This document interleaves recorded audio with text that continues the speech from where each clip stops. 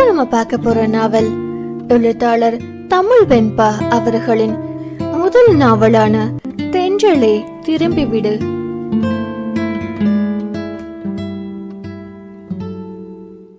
தென்றல் 12. மீண்டும் அந்த கல்லூரி விழா கோலம் பூண்டிருந்தது. ஆனால் என்ன, பழைய கொண்டாட்டம், கேலி, கிண்டல் எல்லாவற்றையும் தாண்டிய மென்சோகம் ஒன்று இளையோடியது. அது இறுதி ஆண்டு மாணவர்களின் பிரிவு உபச்சார விழா ஆயிற்று. இதுவரை குழந்தைகளாக வலம் வந்தவர்கள் நாளையிலிருந்து இந்த உலகில் உள்ள பிரச்சனைகளை தன்னிச்சையாக சந்திக்க வேண்டும். ஒரு குழந்தை நடைபழகுவதைப் போல தட்டு தடுமாறி சமூகத்தில் முன்னேறி வர வேண்டும். இந்த 2 வருடங்களில் அவர்களின் காதல் ஆழமிரமன வேரூன்றி கிளைத்து தழைத்து நின்றது. காதலுக்கே உண்டான சிறு சிறு ஊடல்களும் கூடல்களும் என ஒவ்வொரு நாளும் அளவில்லா சந்தோஷத்தை தந்து சென்றது. ஒருவரின் எல்லையற்ற காதலில் மற்றவர் திளைத்து வியந்து அதிசயித்து தான் போயினர். காதலில் ஒருவருக்கு மற்றவர் சளைத்தவர் இல்லை என்று நிமிடத்திற்கு நிமிடம் நிரூபித்தனர். இத்தனை நாட்களில் ஒரு நாள் கூட இருவரும் பேசாமல் இருந்ததில்லை. நவீன தொழில்நுட்பம் காதலர்களுக்கு வரம்தான். இருந்தும் ஒரு நாள் கூட யாழினிக்கு குரல் செய்தி அனுப்புவதை மகள் நிறுத்தவில்லை. பின் அனுப்பவில்லை என்றால் தான் அவள் சந்தைக்கு வருகிறாளே. அவளின் காலை பொழுது அதை பார்த்துதான் விடிய வேண்டும். இரவு அதனுடன் தான் முடிய வேண்டும். யாழ் அவனை பார்க்க வேண்டும் என மனதில் நினைத்தால் போதும், அன்று அவன் அங்கிருப்பான். அது எப்படி என்று இன்று வரை அவளுக்கு புரிந்ததே இல்லை. தும்மினால் கூட அதை மகளிடம் சொல்லாமல் அவளாலும் இருக்க முடிந்ததில்லை. மகளும் அப்படிதான். இருவருக்கும் சண்டை வந்தால் 5 நிமிடம் நீடித்தாள். அது அதிசயம்தான். அவள்தான் கோபித்து கொண்டு போவாள்.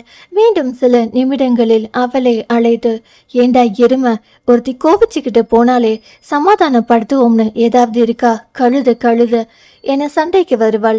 இவனும் அவள் குழந்தைத்தனத்தை எண்ணி சிரித்துக் கொள்வான். இதற்காகவே அவளை சமாதானப்படுத்த முயல மாட்டான். காதல் அவர்களுக்கு எல்லாத்தையும் தந்தது. ஸ்வர்க்கத்தை பூமியில் கண்டு கொண்டிருந்தனர் இருவரும். அவர்களுக்கு என தனி உலகை உருவாக்கி கொண்டு அதில் சந்தோஷ பறவைகளாகவே காதல் வானில் வலம் வந்தனர். இத்தனை நாள் ஒன்றாக உண்டு உறங்கி சிரித்து நொடி பொழுதும் பிரியாது இருந்தவர்கள் இனி என்று பார்ப்போமோ என்ற ஆதங்கத்தில் கட்டி தழுவி கண்ணீர் சிந்திக் கொண்டிருந்தனர். இங்கேதான் எத்தனை உறவுகள், நட்பினிடத்தில் மட்டும்தான் அத்தனை சொந்தங்களையும் ஒருங்கே காண முடியும். எவ்வளவு கவலை இருந்தாலும் 2 நிமிடம் கூட தாக்குப்பிடிக்க முடியாத இடம் நண்பர்களின் கூடாரம். ஆங்காங்கே பெண்கள் சேலையிலும் ஆண்கள் வேட்டியிலும் தாங்கள் வளர்ந்து விட்டதை பறைசாற்றி சிறு சிறு குழுக்களாக நின்று கதைத்து கொண்டிருந்தனர். ஆட்டம் பாட்டம் விருந்து உபச்சாரம் என எல்லா நிகழ்ச்சிகளும் முடிந்திருந்தது. அனைவரும் தங்கள் இல்லம் செல்ல வேண்டிய நேரமும் நெருங்கி கொண்டிருந்தது. நீல நிற சேலையில் காதல் ஜிம்மிகிகள் தாளமிட, கார்கூந்தல் தென்றல் காற்றுடன் கதை பேச, காற்றில் நிறைந்த அவளின் மல்லிகை வாசம் நாசி நிறைக்க, பிரிவின் ஆற்றாமையால் தன் தோழிகளை கட்டிக்கொண்டு மையிட்ட கண்களில் கண்ணீரை நிறைத்து கொண்டிருந்த தன் கண்ணமாவையே இமைக்க மறந்து ரசித்தபடி காரின் மீது சாய்ந்து நின்று கொண்டிருந்தான் மகள். எதுக்குடி இப்ப எல்லாரும் ஒப்பாரி வைக்கிறீங்க, நிறுத்துங்க முதல்ல என்றாள் மது. இனிமே எல்லாரையும் பார்க்க முடியாது இல்லடி, அதான் என்றால் அதிகம் அழுது கொண்டிருந்த லேகா. ஏன் மேடம், செவ்வாய் கிரகத்துக்கு டிக்கெட் எதுவும் எடுத்துட்டீங்களா என கேலி செய்தாள் ரேவா. என்னடி கிண்டல் பண்ணிட்டு இருக்க, நானே உங்களை விட்டுட்டு போறேன் ஃபீலிங்ஸ்ல இருக்கேன் என்றாள் லேகா கண்களை துடைத்தபடி. உன் ஃபீலிங்ஸ் எல்லாம் இங்கேயே கொட்டிட்டாய் எப்படி? உன் வருங்கால புருஷனுக்கோ கொஞ்சம் மிச்ச வையிடி. இது மது. போங்கடி, இவளுங்களும் ஃபீல் பண்ண மாட்டாளுக, ஃபீல் பண்றவளையும் பண்ண விட மாட்டாளுக என அழைத்து கொண்டாள் லேகா. அதான் தெரியுதுல, அப்புறம் ஏன் பண்ற? இது ரேவா. போங்கடி, நீங்க எல்லாம் ஒரு ஃப்ரெண்டா? அங்க பாரு என் செல்ல குட்டியால நம்மளை விட்டுட்டு போறோமேனு எப்படி ஃபீல் பண்ணி அலறா பாரு. நீங்களும் தான் இருக்கீங்களே என அமைதியாக நின்றிருந்த யாழையும் தன் அணியில் சேர்த்தாள் லேகா. ஏண்டி, கண்ணு நல்லா தானே தெரியுது உனக்கு என பதறிய மாதிரி நடித்த ரேவா அவள் கண்ணை பரிசோதித்தாள். ஏண்டி, நல்லா தானே தெரியுது என்ற லேகாவிடம். அப்போ நல்லா புளி போட்டு விளக்கிட்டு பாரு இன்னும் நல்லா தெரியும், அவ ஒன்னும் நம்மளை விட்டு போறோம்னு ஃபீல் பண்ணல. மகிழனை சைட் அடிச்சுக்கிட்டு இருக்கா என்றாள் மது. அவள் அப்படி கூறவும் மூவரும் ஒன்றாக திரும்பி அவளை முறைத்து பார்க்க, யாழ் அவர்கள் பேசியது எதையும் காதில் வாங்காதவள் போல் மகிழனையே பார்த்தபடி நின்றிருந்தாள். அவளுக்கு பொருத்தமாக வேட்டி கட்டி நீல நிற முழுக்கை காட்டன் சட்டை அணிந்திருந்தவன் அதை முழங்கை வரை மடித்து விட்டிருந்தான். கண்களில் குறும்பு மின்ன, இதழ்களில் குறுநகை தவள, அடிக்கடி தலையை கோதியபடியே ஆண்மையின் இலக்கணமாய் நின்றிருந்தவனையே விழிகளால் விழுங்கி கொண்டிருந்தாள் யாழ். பார்வையிலேயே வார்த்தை பரிமாற்றமும் நடந்தது இருவருக்குள்ளும். யாழின் முகத்துக்கு நேரே சொடுக்கு போட்ட ரேவா, மேடம், லைஃப் லாங் மகிழனை தான் பார்க்க போறீங்க, இப்போ எங்களையும் கொஞ்சம் பாருங்க என்க கனவு கண்டு விழித்து கொண்டவள் போல். என்ன சொல்ற என்றால் பேந்து பேந்து விழித்தபடி யாழ். அதனை கண்ட மற்ற மூவரும் கலகலவென சிரித்தனர். இவர்களின் சிரிப்பை தன்னிலை உணர்ந்தவள் கன்னங்கள் செம்மையுற தலை கவிழ்த்து கொண்டாள்.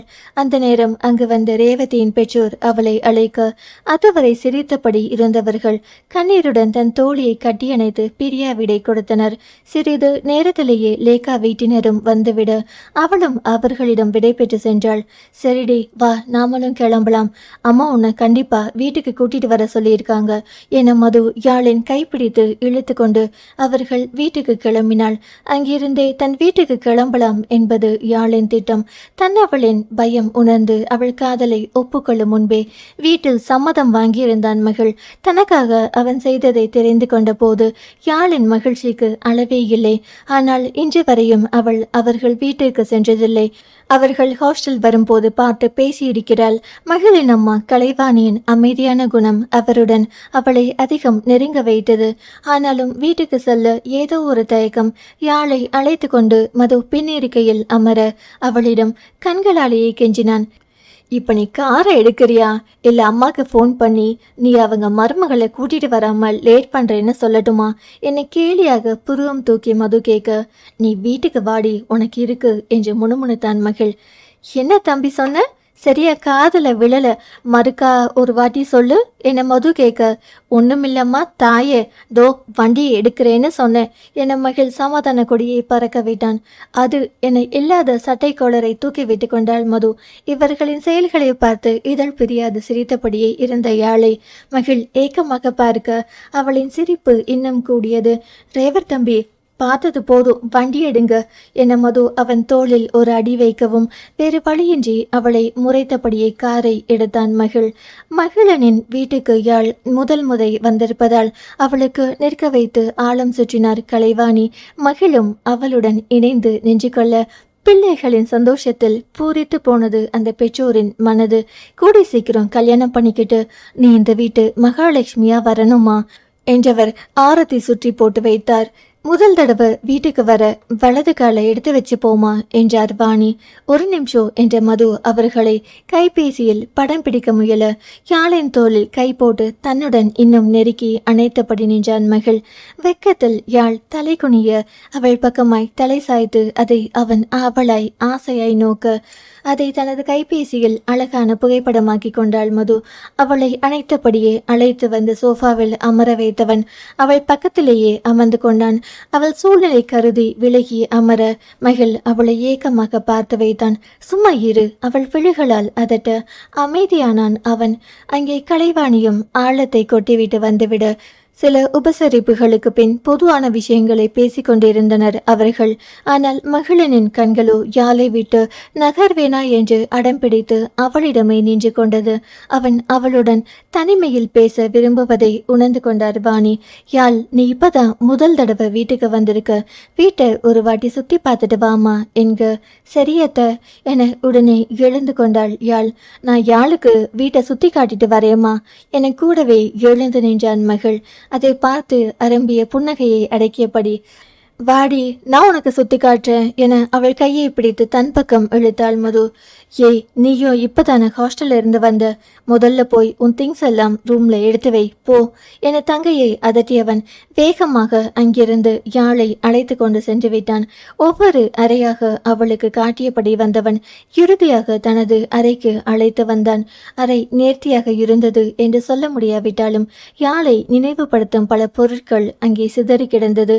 முதல் நாள் பின்னால் அவள் கீழே விழும்போது சிதறிய கண்ணாடி வளையலின் சிறு துண்டும் இருந்தது. அதையெல்லாம் பார்த்தவள் கண்களில் கண்ணீர் நிறைய, என்ன இவ்வளவு லவ் பண்ற அளவுக்கு நான் உனக்கு என்ன பண்ணேன் மகிமா என்றாள் குரல் உடைய. ஒருத்தவங்களை காதலிக்க அவங்க நமக்கு ஏதாவது பண்ணியிருக்கணும்னு இல்லையே கண்ணம்மா, காதலிக்கிறோம்ன்ற உணர்வே ஒரு சுகந்தானே என்றான் அவளை ஆழ்ந்து பார்த்தபடி. ஒருவேளை நான் நோ சொல்லியிருந்தா என்றாள் தயக்கமாய். என் உயிர் இருக்க வரைக்கும் உன்னை எஸ்ன்னு சொல்ல வைக்க ட்ரை பண்ணிக்கிட்டே இருந்திருப்பேன் என்றான் சிரிப்போடு அவன். நான் ரொம்ப லக்கி இல்லை மகி. இல்லை கண்ணம்மா, உன்னை விட இந்த மாமா தான் லக்கி. எனக்கு நீ கிடைச்சிருக்கியே. இல்லை மாமா, நீ கிடைக்க நான் தான் கொடுத்து வச்சிருக்கணும். அவன் ஆச்சரியமாக, கண்ணம்மா இப்போ நீ என்ன சொன்ன நீ என்றான். நான் தான் லக்கின்னு சொன்னேன். அது இல்லடி, என்ன சொல்லி என்னை கூப்பிட்ட என்றான் கண்களில் ஆர்வம். என்ன மாமான்னு கூப்பிட்டேன் மாமா என அவள் வெக்கத்துடன் முகத்தை அவன் மார்பில் புதைக்க அவளை இன்னும் இறுக அணைத்து கொண்டான் மகள். பின் 2 வருடங்களாக அல்லவா அவன் அப்படி அழைக்க சொல்லி கெஞ்சி கொண்டிருக்கிறான். ஆனால் அவளோ கேட்ட போதெல்லாம் தனக்காய் தோன்றும் போது சொல்வேன் என்று விட்டு இப்படி பிரியும் போது சொன்னால் அவனும் மகிழ்ச்சியாய் அதிர்ந்துதானே போவான். 2 வருஷமா காலில் விழாத குறையா கெஞ்சுற, இப்பதான் உனக்கு சொல்ல தோணுச்சா என அணைப்பை மேலும் இருக்க சிரித்து கொண்டு அவனிடமிருந்து விலக முயன்றாள் யாழ். ப்ளீஸ் கண்ணம்மா, இன்னும் கொஞ்ச நேரம் இப்படியே இருடி, இனிமே உன்னை எப்போ பார்ப்பேன்னு இருக்கு என அவன் சொல்ல தன் முயற்சியை கைவிட்டு அவன் மார்பினில் இன்னும் வாகாய் ஒன்றி போனாள் யாழ். இப்படியே இந்த மோன நிலையை இருவரும் கண்களை மூடி அனுபவிக்க சட்டையின் ஈரம் உணர்ந்து கண்களை திறந்தான் மகள். யாழினி அழுவதைக் கண்டு அவளின் முகம் நிமிர்த்தி தன்னை பார்க்க செய்தான். அவளின் கண்ணீரை துடைத்தபடி, என் கண்ணம்மா எதுக்கு பழறாங்க என்றான் ஆதூரமாய். பயமா இருக்குடா மாமா, மெல்லிய விசும்பல் அவளிடம். நான் இருக்கும்போது உனக்கு என்னடி பயம்? எங்க வீட்டுல ஒத்துக்கலனா என்றாள் கலக்கமாய். நான் உங்க வீட்டுல சம்மதிக்க வைக்கிறேன். உன்னையே சம்மதிக்க வச்சுட்டேன். இது என்ன அதை விட கஷ்டமா? 2 வீட்டு சம்மதத்தோடையும் நம்ம கல்யாணம் நடக்கும், போதுமா? நிஜமா? என் கண்ணம்மா மேல சத்தியமா? இப்போதும் அவள் முகம் தெரியாததை கண்டு இன்னும் என்னடி என்றான். உன்னை விட்டுட்டு எப்படி இருக்க போறேன்னு நினைச்சாலே பயமா இருக்குடா மாமா. வீட்டுக்கு போனா பேசுறது கூட கஷ்டம்னு உனக்கே தெரியாதா என்ன என்றாள் யாழ். எனக்கு மட்டும் கஷ்டமா இல்லையா? எவ்வளவு சீக்கிரம் முடியுதோ அவ்வளவு சீக்கிரம் உன்னை என் பொண்டாட்டியா இங்க கூட்டிட்டு வந்துடுறேன், போதுமா? இருந்தாலும் எனக்கு ரொம்ப பயமா இருக்கு மாமா என்றவளை என்ன சொல்லி சமாதானப்படுத்துவது என்றே அவனுக்கு தெரியவில்லை. அவள் கண்ணீரை துடைத்தவன் அவள் கண்களுடன் தன் கண்களை கலக்க விட்டான். அவன் பார்வையின் வீரியம் தாங்காமல் இமைகளை தாழ்த்தி கொண்டாள் யாழ்.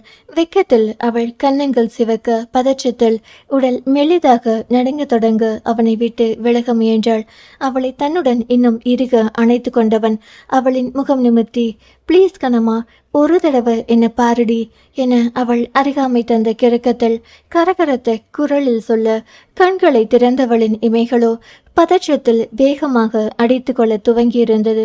ப்ளீஸ் ஒரு தடவை கண்ணம்மா என அவன் ஏக்கமாக கூற விழிகளை அழுத்தமாய் மூடிக்கொண்டாள் யாழ். அதை சம்மதமாக எடுத்துக்கொண்டவன் படபடக்கும் இமைகள் 2 மீதும் தன் இதழ்களை பதித்துவிட்டு அவள் இதழ்களில் தன் முதல் காதல் கவிதையை எழுத துவங்கி இருந்தான். மலரின் தேனெடுக்க வண்ணத்து பூச்சிகள் அழைப்பு விடுக்குமா என்ன? உன் இதழ் தேன் சுவைக்க வருகையில் படபடக்கும் உன் இமைகளை பார்த்து இப்படிதான் கேட்டுக்கொள்கிறேன் என்னை நானே. அவளின் இதழ்களின் மென்மையில் தன்னை மறந்தவன் நீண்ட நேரம் கவிதையை தொடர அவள் சுவாசிக்க சிரமப்படுவதை அறிந்தே அவள் இதழ்களுக்கு விடுதலை கொடுத்தான். கல்லுண்ட வண்டாய் அவன் மனம் மீண்டும் அவளையே நாட தன் கவிதையை தொடர அவள் இதழ் நாடினான். இதழ்களின் போர் முற்று பெற தன்னவளின் காதலியை குனிந்து, ரொம்ப தேங்க்ஸ் டி கண்ணம்மா என்றான். வெக்கத்தில் அவள் தலை குனிய அவளை தன்னுடன் இறுக்கி அணைத்தவன் அந்த மோன நிலையை கலைக்க விரும்பாமல் கண்களை மூடி தன்னவளின் ஸ்பரிசத்தை உணர தொடங்கினாள். கன்னங்களில் செழுமையை மறைக்க எண்ணி அவளும் அவன் மார்பில் சாய்ந்து கண்களை மூடி அந்த மோன நிலையில் இணைந்து கொண்டாள். இப்படியே எத்தனை நேரம் தான் சென்றதோ தெரியவில்லை. மதுவின் அழைப்பு குரலை இருவரையும் சுயத்துக்கு மீட்டு கேட்டு வந்தது. டேய் அண்ணா, அவளுக்கு பஸ்ஸுக்கு லேட் ஆகுதுடா என கத்திக்கொண்டே வந்தாள் மது. அவள் கத்தலை கேட்டு இருவரும் சட்டென விலகி கொண்டார்கள். அவர்களை பார்க்காமலே சீக்கிரம் வாங்க, அம்மா கூப்பிடுறாங்க என கீழே ஓடினாள் மது. அவளை பின்தொடர்ந்து யாழும் சென்றுவிட வேறு வழியின்றி மகிழனும் கீழே சென்றான். அவளை சாப்பிட்ட பின்புதான் செல்ல அனுமதித்தார் வாணி. யாழை பேருந்து நிலையத்தில் விட மகிழ் கிளம்பவும் நானும் வரேன் என்ற மதுவை, நீ இப்பதானே வீட்டுக்கு வந்திருக்க, நீ இரு, அண்ணன் விட்டுட்டு வந்துடுவான் என தடுத்து விட்டார் வாணி. மனதிலேயே தாய்க்கு நன்றி சொன்னவன் அவர்களிடம் சொல்லிக் கொண்டு கிளம்பினான். இருவரும் மகிழ்ச்சியாக கையசைத்து வழி அனுப்பி வைத்தனர். சிறிது தூரம் சென்றவன் தன்னவளை தோள்களில் சாய்த்து கொள்ள அவளும் அமைதியாக சாய்ந்து கொண்டாள். சில நிமிடங்களை விழுங்கிக் கொண்டு பேருந்து நிலையம் வந்திருந்தது. பிரிய மனமின்றி இருவரும் காரினுள் அப்படியே அமர்ந்திருந்தனர். ஒருவேளை எங்க வீட்டுல சம்மதிக்கலனா என்றாள் தலை நிமிர்த்தாமல் அவள். யார் சம்மதிச்சாலும் இல்லைனாலும் இந்த ஜென்மத்துல நீ தான் என் பொண்டாட்டி, போதுமா என்றவன் தலை பிடித்து மென்மையாய் ஆட்டினான். அப்ப அடுத்த ஜென்மத்துல வேற யாரையாவது கட்டிப்பீங்களா என முறைத்தவளை, எத்தனை ஜென்மம் எடுத்தாலும் உன்னை மட்டும்தான் கட்டிப்பேன், போதுமா என்றவனை அவளை இறுக்கி கட்டி கொண்டான். ஒரு வழியாக தன்னவளை சமாதானப்படுத்தி அனுப்பி வைத்தவன் அவளின் நினைவுகளை நெஞ்சில் நிரப்பிக்கொண்டு வீடு வந்து சேர்ந்தான். இதுதான் அவர்களின் மகிழ்ச்சியான கடைசி சந்திப்பு என இருவரில் ஒருவருக்கு தெரிந்திருந்தாலும் நிச்சயம் இந்த பிரிவை தடுத்திருப்பார்கள். விதி வலியதுதான் போலும். தொடரும். அடுத்த அத்தியாயம் நாளை கேட்கலாம். கதையை தொடர்ந்து கேட்கணும்னா சேனலை சப்ஸ்கிரைப் பண்ணுங்க. நன்றி. பேசும் கதைகளின் குரலாய் நான் மனோசங்கரி.